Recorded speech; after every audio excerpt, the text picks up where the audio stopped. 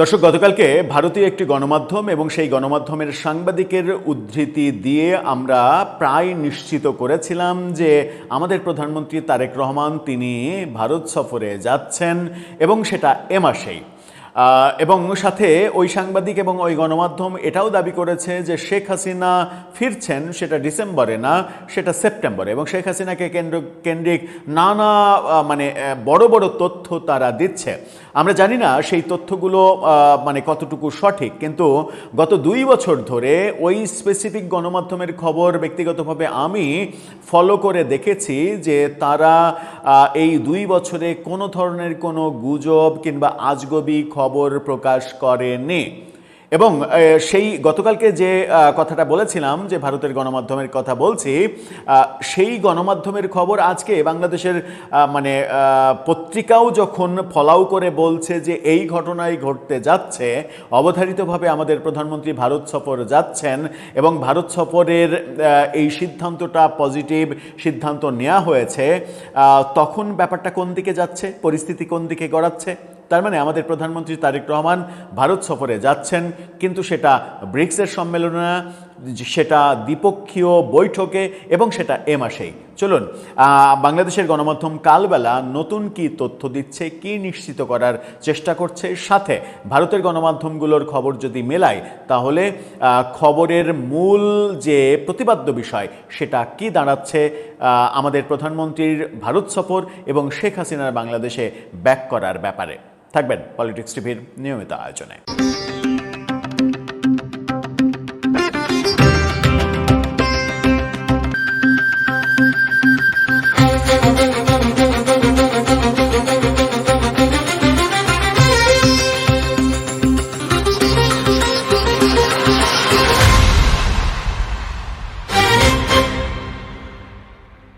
দর্শক, বলছিলাম আমাদের প্রধানমন্ত্রী তারেক রহমান তিনি ভারত সফর করছেন এটা নিশ্চিত, এবং সেটা দ্বিপক্ষীয় সফর সেটাও নিশ্চিত করছে বাংলাদেশের গণমাধ্যম কালবেলা।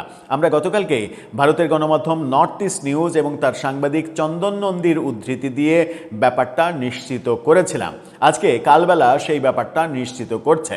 তার মানে যে বিষয়গুলো নিয়ে এতদিন বাংলাদেশের গণমাধ্যম খুব একটা নিউজ করার সাহস দেখাতো না কিংবা করতো না, তারা এখন আস্তে আস্তে সেই ব্যাপারগুলো নিয়ে কথা বলা শুরু করছে। এবং গতকালকে আমরা দেখলাম যে মানবজমিন জাহাঙ্গীর কবির নানকের সাক্ষাৎকার প্রকাশ করলো, সেটাও একটা বড় খবর। তার মানে পরিস্থিতি পাল্টাচ্ছে। কি বলছে কালবেলা, তার শিরোনামটা দেখে নিন। দ্বিপক্ষীয় সফরে ভারত যাচ্ছেন তারেক রহমান। এখানে কোনো যদি কিন্তু নেই, এখানে কোনো জিজ্ঞাসাবদ্ধ চিহ্ন বিস্ময়সূচক চিহ্ন কোনো কিছু নেই। তার মানে এটা ডেফিনিট নিউজ, এবং তারা বলছে যে সেটা চলতি মাসেই হবে, আগস্টে, এবং আগস্টের শেষ সপ্তাহে এটা হবে। নানা জল্পনা কল্পনার মাঝেই শিগগিরই ভারতের রাজধানী নয়াদিল্লি যাচ্ছেন তারেক রহমান। ঢাকা দিল্লির কূটনৈতিক সূত্রগুলো কালবেলাকে বলছে দুদেশের সম্পর্ককে ইতিবাচক, স্থিতিশীল ও জনকেন্দ্রিক ভিত্তির উপরে দাঁড় করানোই দ্বিপক্ষীয় এই সফরের লক্ষ্য। দ্বিপক্ষীয় সফর তার মানে ব্রিক্স যেটা বহুজাতিক সম্মেলন, সেই বহুজাতিক সম্মেলনে সাইড বেঞ্চে নরেন্দ্র মোদীর সঙ্গে বৈঠক করার চাইতে দ্বিপক্ষীয় সফরে, দ্বিপক্ষীয় মিটিং, এবং যে মিটিংয়ে প্রাণ খুলে কথা বলা যাবে, অনেক ইস্যুজ নিয়ে কথা বলা যাবে, সেরকম সফর করতেই বাংলাদেশ আগ্রহ দেখিয়েছে। এবং ব্রিক্সে প্রধানমন্ত্রীর প্রতিনিধি কাউকে পাঠানো হবে, কিন্তু তিনি নিজে সফর করবেন এ মাসের শেষের দিকে। এখানে বলা হচ্ছে যে আগামী সেপ্টেম্বরে দিল্লিতে হতে যাওয়া ব্রিক্স সম্মেলনের আগেই এই সফর অনুষ্ঠিত হবে। এমনকি তারেক রহমান দিল্লি যেতে পারেন চলতি মাসেই। আর ব্রিক্স সম্মেলনে প্রধানমন্ত্রী নিজে অংশ না নিয়ে পাঠাবেন প্রতিনিধি। ভারতের আমন্ত্রণ গ্রহণ করে নয়াদিল্লি সফরে যাওয়ার সিদ্ধান্তকে ইতিবাচক হিসেবে দেখছেন কূটনৈতিক বিশ্লেষকরা। তার মানে সরকার সিদ্ধান্ত নিয়ে ফেলেছে, প্রধানমন্ত্রী ভারতে যাচ্ছেন। অথচ 2 দিন আগেও আমরা প্রথম আলোকে বলতে শুনলাম নিশ্চিত করে যে প্রধানমন্ত্রীর সফর হচ্ছে না, এটা বাতিল হয়ে গেছে। কি মানে মজার ব্যাপার, কি হচ্ছে বাংলাদেশের গণমাধ্যমগুলো আদতে কোন ভূমিকা পালন করতে চাইছে কখনো কখনো আমরা বুঝে উঠতে পারছি না। এই ব্যাপারে তারা বলছে বর্তমান কূটনৈতিক পরিস্থিতিকে পারস্পরিক শ্রদ্ধাবোধের জায়গা থেকে দুদেশের জন্য লাভজনক হিসেবে মনে করা হচ্ছে। তারা বলছেন গত 2 বছরে বৃহৎ এই প্রতিবেশী দেশের সঙ্গে যে টানাপোড়েন তৈরি হয়েছে তা কাটিয়ে উঠতে তারেক রহমানের এই সফর বেশ তাৎপর্যপূর্ণ। অর্থাৎ ডক্টর ইউনূস ভারতের সঙ্গে সম্পর্ককে যেটা যুদ্ধংদেহী পর্যায়ে নিয়ে গিয়েছিলেন, এই সরকার ক্ষমতা নেওয়ার পরেও কারো কারো কথাই সেরকম সুর অব্যাহত থাকতে দেখেছি আমরা। কিন্তু তারেক রহমান খুবই বুদ্ধিদীপ্ত সিদ্ধান্ত নিচ্ছেন, তিনি এ মাসেই দ্বিপক্ষীয় সফরে ভারতে যাচ্ছেন। প্রধানমন্ত্রীর সফরের সিদ্ধান্তটি হবে দুদেশের পারস্পরিক স্বার্থ, সম্মান ও জনগণের কল্যাণের ভিত্তিতে সহযোগিতায় এগিয়ে নেওয়া বাস্তব এবং যুক্তিসঙ্গত ব্যাপার। এই ব্যাপারটার এখানে অনেক বড় রিপোর্টে আর না থাকে, মূলত কালবেলা বলতে চাইছে যে আমাদের প্রধানমন্ত্রী এ মাসেই ভারত সফর করছেন এবং সেটা দ্বিপক্ষীয় সফর।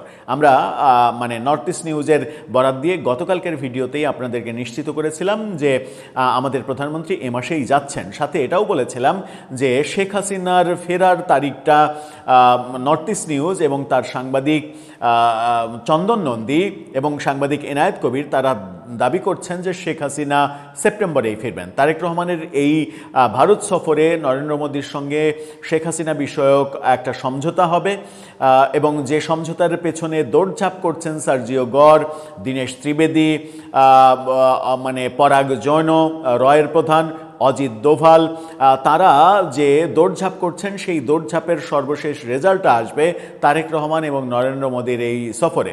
নর্থ ইস্ট নিউজ এই দাবিও করে ফেলেছে যে অলরেডি 2 দেশের মধ্যে প্রত্যাবর্তনের ব্যাপারে সমঝোতা হয়ে গেছে।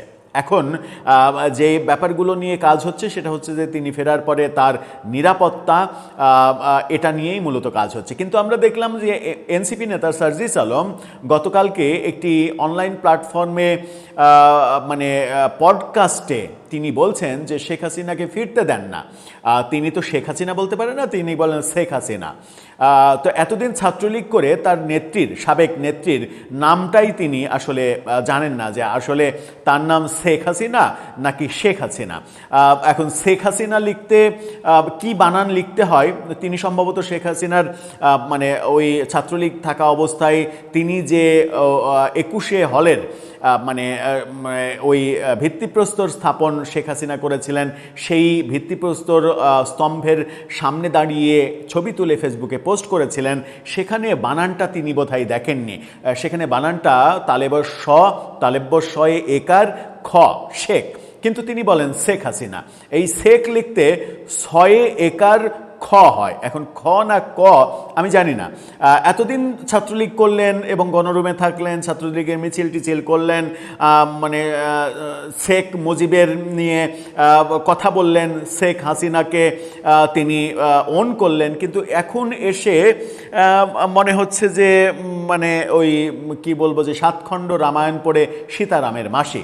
যারা শেখ হাসিনার নামটাও উচ্চারণ করতে ভুল করেন কিন্তু একসময় ছাত্রলীগ করেছিলেন, এখন বিপ্লবী সাজেন, অথচ ছাত্রলীগ করেনি যারা কখনোই, আওয়ামী লীগ যারা কখনোই করেনি এবং এখনও করে না, তাদের অনেককে এই শেখ হাসিনার সাবেক কর্মীরা ট্যাগ দেন ফ্যাসিস্টের দোসর হিসেবে।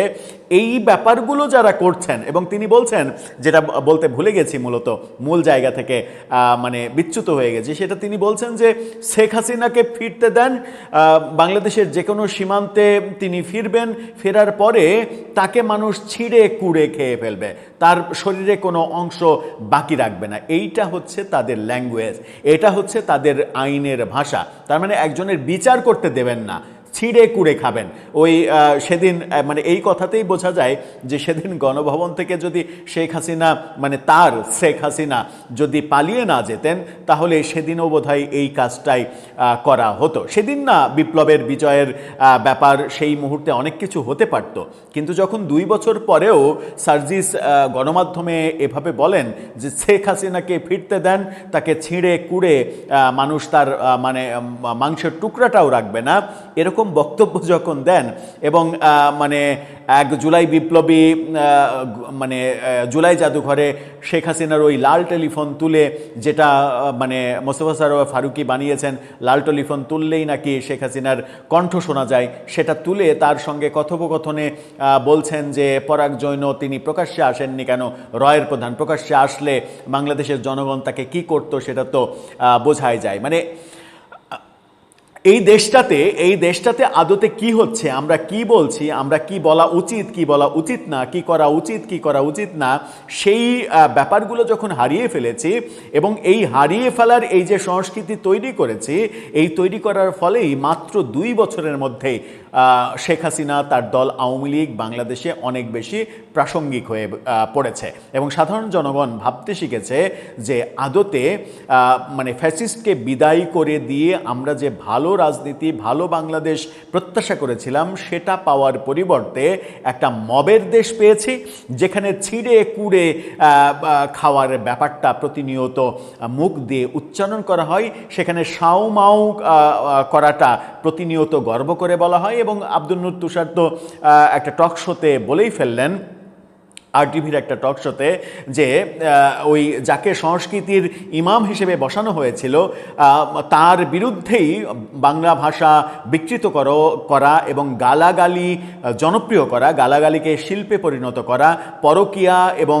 কিভাবে রুম ডেট, ফার্স্ট ডেট করতে হবে এবং সেই ডেট করার জন্য ফার্মেসিতে কিভাবে কন্ডোম কেনার জন্য অন্তত 11 মিনিটের একটা দৃশ্য তৈরি করতে হবে, এই কাজগুলো যিনি করেছেন এবং তাকে যখন সংস্কৃতি রক্ষার দায়িত্ব দেওয়া হয়েছিল, সেখানে সাউমাউ ছেড়ার সংস্কৃতিটাই বাংলাদেশে প্রতিষ্ঠিত হবে, এটাই তো বাস্তবতা। এবং এগুলো করতে গিয়ে যেটা হয়েছে, নিজেরাই নিজেদের সর্বনাশ আমরা করে ফেলেছি এবং মানে অকল্পনীয় হলেও সত্য যে শেখ হাসিনাকে আমরা প্রাসঙ্গিক করে ফেলেছি, আওয়ামী লীগকে প্রাসঙ্গিক করে ফেলেছি।